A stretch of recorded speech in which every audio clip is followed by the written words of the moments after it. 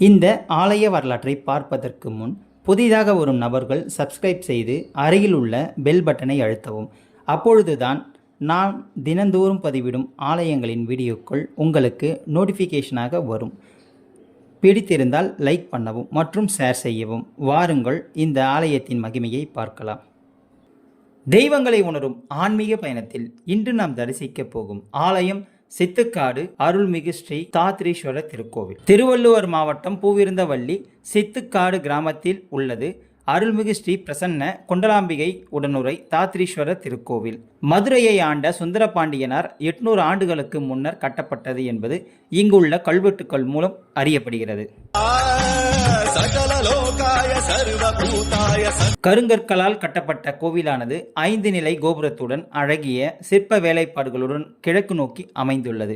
தாத்ரீஸ்வரர் என்கின்ற நெல்லியப்பர் கோவிலில் தல மரமாக நெல்லி மரம் உள்ளது. வடமொழியில் நெல்லிக்கு தாத்ரி என்ற பெயர் இருப்பதால் அந்த பெயரில் இறைவன் அழைக்கப்படுகிறார். ஸ்ரீ பிரசன்னா குந்தலாம்பிகை அம்பாள் சிலை பூந்தோட்டத்தில் கிடைக்கப்பெற்றதால் அம்பாள் பூங்குழலி என்று அழைக்கப்படுகிறது. கோவில் உட்பிரகாரத்தில் தட்சிணாமூர்த்தி, கணபதி, சுப்பிரமணி, லக்ஷ்மி, சரஸ்வதி, ஆதிசங்கரர் உள்ளிட்ட தெய்வங்கள் அமைந்துள்ளனர். சித்தர்களினுடைய சிற்பமும் தத்ரூபமாக காட்சி தருகின்றன.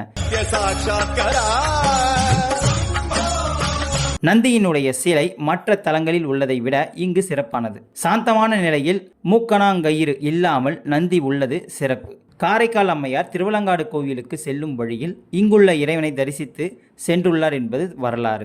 ஜடாமுனி சித்தர், ஸ்ரீ பிராணதீபிகா சித்தர் உள்ளிட்ட பல சித்தர்கள் வழிபட்ட தலமாக இருப்பதால் சித்துக்காடு என்றும் அழைக்கப்படுகிறது. சித்தர்கள் பல வகையான பட்சிகள் வடிவில் இறைவனை தரிசித்து வருவதாக கூறப்படுகிறது. கோவிலில் முக்கிய விழாக்களாக ஆருத்ர தரிசனம், பங்குனி உத்திரம், ஆடி கிருத்திகை, மகா சிவராத்திரி, மார்கழி மாத விசேஷங்கள் சிறப்பாக நடைபெறுகிறது.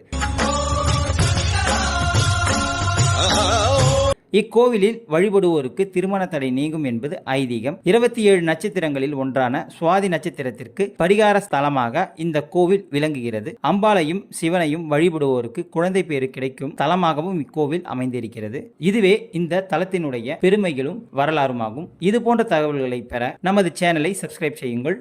நன்றி, வணக்கம்.